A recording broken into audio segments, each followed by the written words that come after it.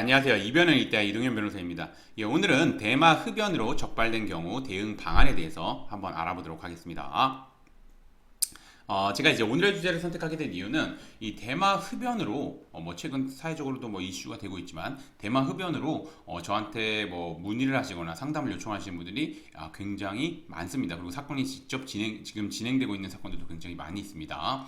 그래서 그거에 대해서 뭐 이제 대응 방안에 대해서 간략하게나마 답변을 드리고자 오늘의 주제를 선택해 보았습니다. 우선 대마 흡연 어떻게 처벌되는지 한번 보도록 하겠습니다. 마약류 관리에 관한 법률은 대마를 흡연, 소지, 재배, 수수, 소유, 운반, 보관 등을 한 경우 5년 이하의 징역 또는 5천만 원 이하의 벌금에, 대마를 제조, 매매, 알선 등을 한 경우에는 1년 이상의 징역에, 대마를 수입하거나 수출하는 경우에는 무기 또는 5년 이상의 징역에 처하도록 규정하고 있습니다. 제가 흡연 규정뿐만 아니라 매매 관련된 규정, 밀수 관련된 규정을 같이 이렇게 적시한 이유는, 보통 대마를 흡연하기 위해서는 당연히 대마를 구매해야 되겠죠. 그럼 이제 매매가 문제가 되고, 그 다음에 대마를 구매한 거를 당연히 가지고 있겠죠. 소지. 그리고 그런 경우도 있습니다. 뭐 외국에, 뭐 가령 이제 뭐 태국에 이제 대마가 좀 구하기 쉬우니까 태국에 가서 대마를 흡연하고 이걸 또 가지고 한국 가서 해야 되겠다 하고 가지고 들어오다가 문제되는 경우도 있습니다. 그래서 수입, 수출, 뭐 그런 게 문제되는 경우가 있습니다. 보통 이제 수입이겠죠. 밀수. 그래서 이 규정 잘 알아두셨으면 좋겠다는 마음에서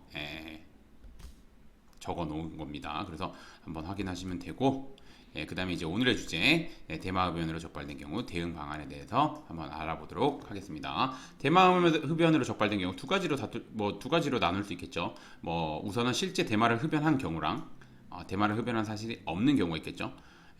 실제 대마를 흡연하였다면 당연히 혐의 인정하고, 알고 있는 범위 내에서 대마를 구하게 된 경위랑 대마를 흡연한 일시 장소, 그 다음에 같이 대마를 한 사람이 있으면 공범자, 이런 사람들의 등에 대해서 구체적으로 진술하는 한편, 반성문, 탄원서, 정신과 진료 내역서, 마약퇴치 운동본부 상담 내역서, 단약서, 약서 등 여러 양형 자료를 바탕으로 반성하고 있다는 점, 그 다음에 수사에 적극적으로 임하였다는 점, 그 다음에 재범 위험성이 없다는 점을 적극적으로 주장해야 기소유예 등 원하는 결과 얻을 수 있습니다.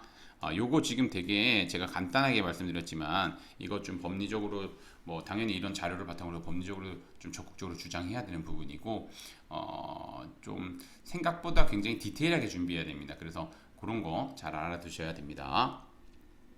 그리고 흡연 사실이 없다면 당연히 이제 억울한 경우죠. 그러면 이제 피해자는 주변 사람들의 진술, 그 다음에 소범 모발 검사에 당연히 음성이 나오겠죠. 이를 바탕으로 대마를 흡연한 사실이 전혀 없다 라는 점에서 법률적인 관점에서 합리적으로 주장해야지 혐의를 벗을 수 있다는 거 말씀드리겠습니다. 이것도 되게 간단해 보이지만 각 사안에 맞춰가지고 법률적인 주장해야 되고, 그를 뒷받침할 수 있는 직간접적인 증거를 수집해가지고 당연히 그 법률적인 주장을 뒷받침해야 됩니다.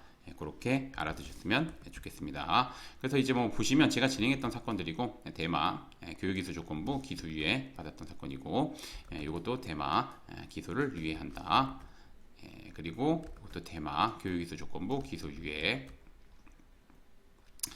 그래서 이제 오늘의 주제를 좀 정리를 하자면, 최근 연예인 등 유명인들의 마약 사건이 끊이지 않고 있어 마약 범죄가 사회적으로 이슈가 되고 있습니다. 이에 따라 마약 범죄를 근절하기 위해 법원은 엄중한 징역형을, 수사기관은 구속 수사를 하고 있어서 주의해야 됩니다. 실제 그러고 있습니다.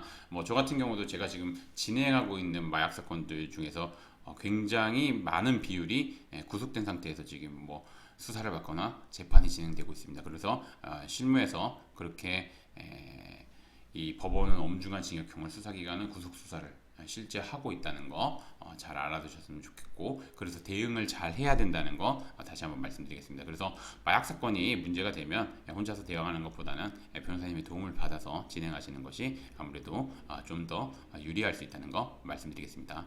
그리고 이제 마약 관련해 가지고 이제 변호사를 선임하실 때는 그 로펌의 규모 이런 거 볼 게 아니라, 마약 사건을 많이 하시는 변호사님이신지, 그리고 그 마약 사건에서 좋은 결과를 도출해낸 변호사님이신지 요거 꼭 확인하셔야 됩니다. 그리고 마지막으로 한 가지만 더 확인하셔야 되는 게 대한변협에 이제 형사 전문 변호사로 등록되어 있는지 요거까지 확인하셔서 그 요건 충족하시는 변호사님의 도움을 받는 것이 바람직할 것이라고 생각합니다. 오늘의 주제는 여기까지 마치겠고 저는 이변을 이따의 이동현 변호사였습니다. 감사합니다.